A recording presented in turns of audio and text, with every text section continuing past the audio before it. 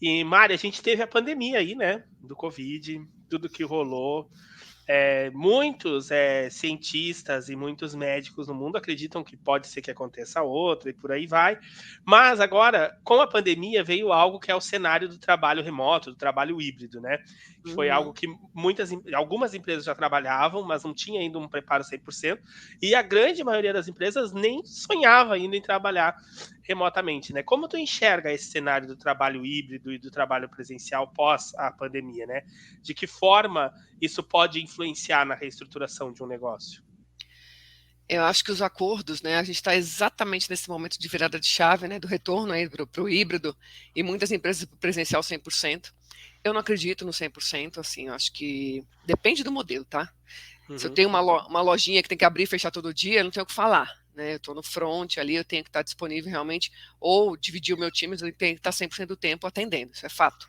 Mas muitos modelos, né, por conta das tecnologias, das automações, dos sistemas, das redes de colaboração, como o próprio Teams, que a gente já trabalhou tanto tempo, Slack, Meet e tantos outros, né, tantos chats aí que a gente consegue fazer bons grupos de trabalho, já diminuíram muito, né, o tempo de interação, né, no dia a dia, nas possibilidades. Então, assim, eu acredito muito no trabalho híbrido como algo que vai ser perene.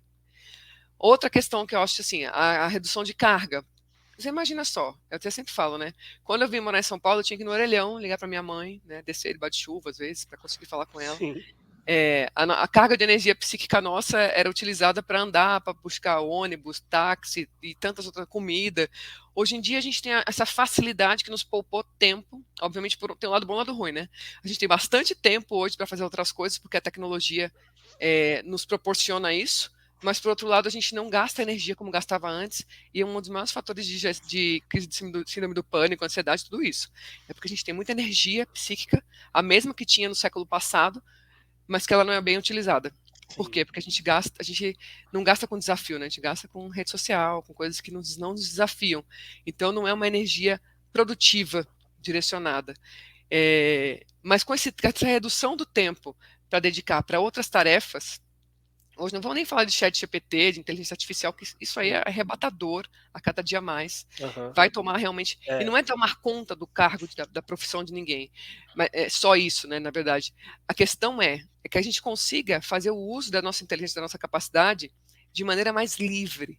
E não só como era o catalogado na era industrial, que a gente tinha que fazer peça ali, né? sim. Um mais um só. Então a gente tinha que se limitar a um conhecimento e ter uma carreira para o resto da vida.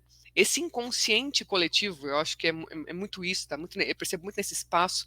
As pessoas acham que precisam se limitar a uma função, ter vergonha de ir para uma outra tarefa, de abrir mão de uma carreira, de começar um novo negócio, e não se colocam nesse espaço criativo. Nós somos múltiplos, né? Eu acho que depois da pandemia veio muito isso também. As pessoas se abriram mais para as possibilidades de empreender, de fazer, de ter várias fontes de renda também, se organizar. Então, acho que assim, em relação às pessoas, aos profissionais, eu acho que o cenário é esse. A gente tem que realmente cada vez mais fazer mais e buscar e ser criativo, e usar todas as possibilidades, né? Eu tenho um adolescente em casa e eu falo assim, ele tem um mundo no celular. Eu tinha cartilha do colégio público. Meu mundo se limitava a uma cartilha de papel, Sim. né, vinda do estado, do município. Ele tem um mundo no celular. Então, assim, a gente tem tudo para fazer o que quiser, estudar o que quiser, seguir o modelo que quiser e monetizar com tudo isso. E, assim, sucesso para uma pessoa é muito relativo, né? Para mim, amo o que eu faço, amo estar nesse universo corporativo. Tem gente que não gosta, tem gente que prefere estar num outro lugar, num outro tipo de frequência, outro tipo de situação. E o importante é a gente se abrir para o mundo, né? Se autoconhecer, conhecer os nossos talentos, colocar nossos talentos a serviço do mundo, seja qual for o talento.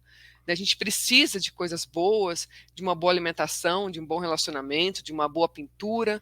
Então, essas pessoas se abrirem e não se sufocarem mais com essas ordens do mundo corporativo, essas ordens do capitalismo. Isso não faz o menor sentido mais. Sim. Né? Aí é de cada um. Eu faço trabalhos terapêuticos de acompanhamento de algumas pessoas também, mentorias, justamente direcionando para esse universo desse despertar, né, de consciência, de autoproteção, de autovalorização, esse resgate de dentro para fora. Todos nós precisamos, constantemente. A gente foi criado, né, com muitas limitações. Agora, levando esse lado para o lado corporativo, né, a questão da transformação da educação social corporativa, vamos dizer assim, né, Sim, das rotinas. Sem dúvida, revisitar processos, não só pelo fato das tecnologias ou da disponibilidade das pessoas, porque as empresas também estão concorrendo com essas decisões pessoais. Né? Toda sim, organização agora concorre com essa agenda das pessoas, da liberdade das pessoas, que eu acho maravilhoso, que torna a gente muito mais criativo, as organizações perfeito. precisam se Sim, reinventar. É maravilhoso esse movimento. Mas, assim, revisitar a sua estratégia constantemente, o modo que a cultura está sendo implementada, a gestão do dia a dia, das relações, inclusive o mindset dos gestores, né, dos grandes empresários, os responsáveis por tudo isso, tomarem consciência realmente, né, de que precisa. Tem um provérbio chinês que fala, né, cave o poço, né, antes de sentir sede. Né, alguma coisa assim nesse cenário. sim, Então, assim, para que todos os empresários, os donos de negócios, os gestores, os líderes, façam também esse movimento de pesquisa, de se autoconhecer, de entender as relações, de entender o ser humano, entender muito mais de ser humano, porque negócio, quando você tem um talento, você tem investimento, você tem tecnologia que suporta. Agora, relações e o resultado que você tem do que as pessoas entregam para você, o teu time de líderes, os teus parceiros, está muito relacionado ao modo como você solicita, o modo como você acompanha. Se a qualidade está ruim, provavelmente está negligenciando alguma coisa. Se você contratou errado, negligenciou em algum ponto. Se você não acompanhou, negligenciou.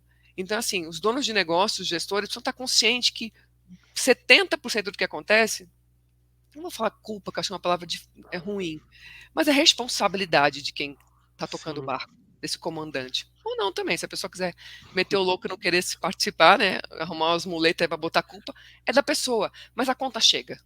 A conta vai chegar. Ninguém consegue fugir à evolução, né? Desvirtuar o caminho da evolução do desenvolvimento. Então, até tentar, mas não vai conseguir. sim, Vai conseguir por um tempo. Depois a conta vai chegar. E a gente precisa se responsabilizar pelas pessoas, pelas nossas atitudes, né?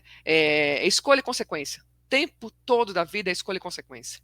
Então, esse é o caminho assim, que eu acredito para as organizações. Processos, sim, boas consultorias, boas parcerias, muito relacionamento, muita comunicação, muita abertura para novas visões, né? Postura realmente transformadora, não colocar tartaruga em cima da árvore. Tá? Nos meus treinamentos eu falo bastante sobre isso, que é você colocar um líder, porque ele é um bom líder técnico, porque ele se desempenhou muito bem tecnicamente, você vai colocar ele num cargo de gestão, só que ele não sabe nem lidar com pessoas, não sabe acompanhar, não sabe fazer gestão. Então, todo líder, para ser empoderado, ele tem que ser capacitado. Senão, sim, é como uma tartaruga em cima da árvore. Alguém colocou, tira ela de lá, porque ela vai cair, você vai se machucar. E vai machucar alguém. E sim, vai tomar tempo exatamente. da tua organização. E o pior ainda é você colocar líderes que, porque alguém indicou, porque alguém falou sem acompanhar. É o que eu mais vejo. É gente fraca em posição importante. A pessoa adoece e adoece a organização. Sim, Né? A pessoa perde tempo da vida dela, não aprende, não se desenvolve e não gera valor para a organização e para o time que ela está liderando.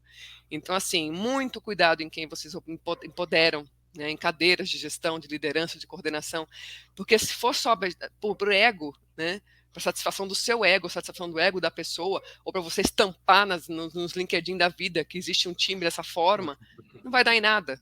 É castelo de cartas, vai desabar, vai esfarelar. Né? Então, assim, a gente não pode perder mais tempo. O mundo está extremamente acelerado.